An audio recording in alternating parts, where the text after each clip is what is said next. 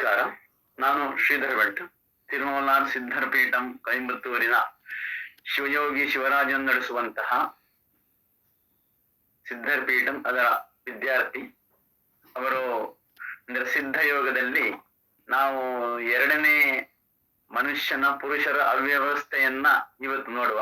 ನಿನ್ನೆ ಒಂದನೇ ಅವ್ಯವಸ್ಥೆ ನೋಡಿದ್ದೇವೆ. ಇವತ್ತು ಎರಡನೇ ಅವ್ಯವಸ್ಥೆ ಏನು ಅಂತ ಕೇಳಿದರೆ ನೇರವಾಗಿ ವಿಷಯಕ್ಕೆ ಹೋಗೋಣ. Erectile dysfunction. ಇದು ಸ್ವಾಭಾವಿಕವಾಗಿ ತರುಣರಲ್ಲಿ ಇಂದು ಕಂಡು ಬರುವಂತಹ ಒಂದು ತೊಂದರೆ. ವಿಶೇಷವಾಗಿ ನಮ್ಮ ಜೀವನ ಶೈಲಿ ವ್ಯತ್ಯಾಸ ಆಗಿದೆ ಇವತ್ತು.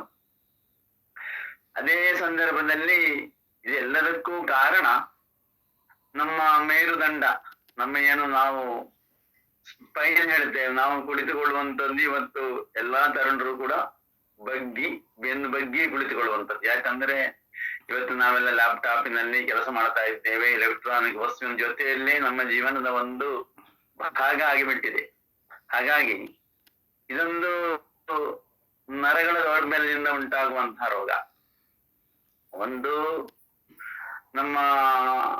ನಮಗೆ ಈಗ ನಾವು ಎಷ್ಟು ವೈಜ್ಞಾನಿಕವಾಗಿ ನಾವೆಷ್ಟು ಮುಂದುವರಿದಿದ್ರು ಕೂಡ ಅಲೋಪತಿಯಲ್ಲಿ ಏನ್ ಹೇಳ್ತಾರೆ, ಯಾವುದು ಸ್ವಾಭಾವಿಕ ಅಂತ ಕರೀತಾರೆ.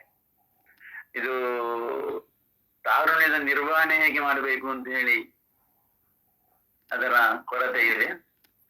ಮತ್ತೆ ಇದನ್ನೆಲ್ಲ ಹೇಳುವಂತಹ ಅಡಲ್ಟ್ ಎಜುಕೇಶನ್ ಕೊಡುವಂತಹ ರೀತಿ ವ್ಯತ್ಯಾಸ ಆಗಬೇಕು.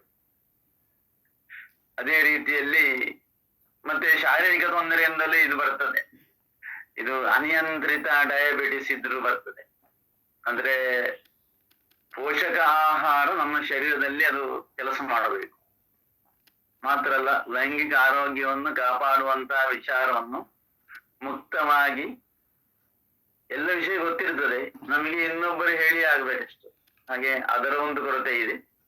ಇದಕ್ಕೆ ಸಿದ್ಧ ಕಡೆಯಿಂದ ಆಂಡ್ರಾಲಜಿ ಅಂತ ಹೇಳುವಂತಹ ಒಂದು ವಿಶೇಷವಾದಂತಹ ಒಂದು ಸಬ್ಜೆಕ್ಟ್ ಇದೆ.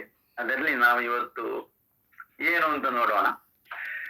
ಇದು ವಿದ್ಯಾರ್ಥಿ ಜೀವನದಲ್ಲಿ ತಾರುಣ್ಯದ ನಿರ್ವಹಣೆ ಬಗ್ಗೆ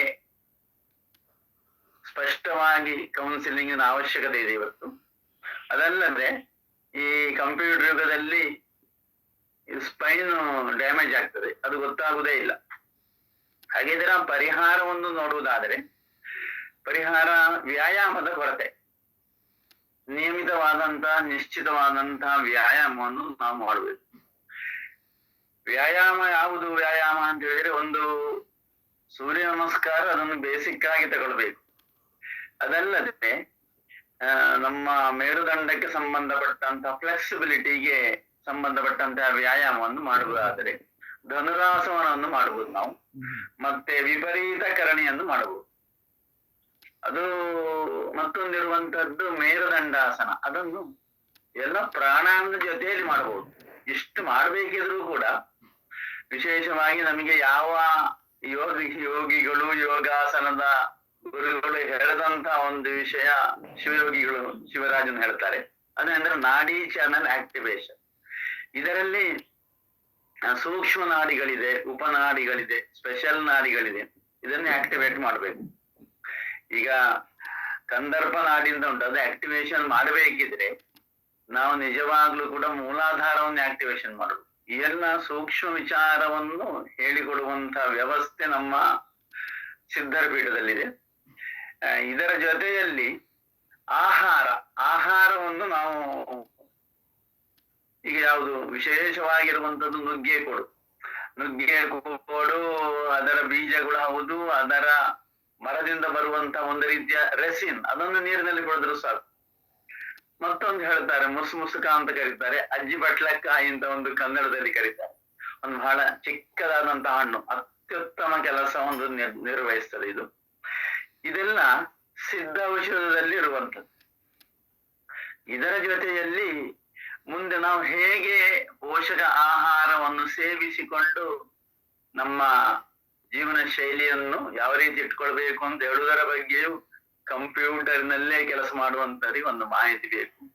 ಹಾಗಾಗಿ ಈ ಎಲ್ಲಾ ಮಾಹಿತಿಗಳನ್ನು, ಇದರ ಬಗ್ಗೆ ನಮಗೆ ಸಾಕಷ್ಟು ವಿಚಾರವನ್ನು ಕಲಿಬೇಕು ಅಂತಾದ್ರೆ ನಮ್ಮ ಶಿವಯೋಗಿ ಶಿವರಾಜನ್ ಅವರ ಚಾನೆಲ್ ಇದೆ, ಅದನ್ನು ಸಬ್ಸ್ಕ್ರೈಬ್ ಮಾಡಿ, ಅಥವಾ ಅಲ್ಲಿ ಕೆಳಗೆ ಕೊಟ್ಟಿರುವಂತಹ ಫೋನ್ ನಂಬರ್ ಇದೆ, ಅದನ್ನು ನೋಡಿ ನಾವು ಕಲಿತುಕೊಳ್ಳಬಹುದು.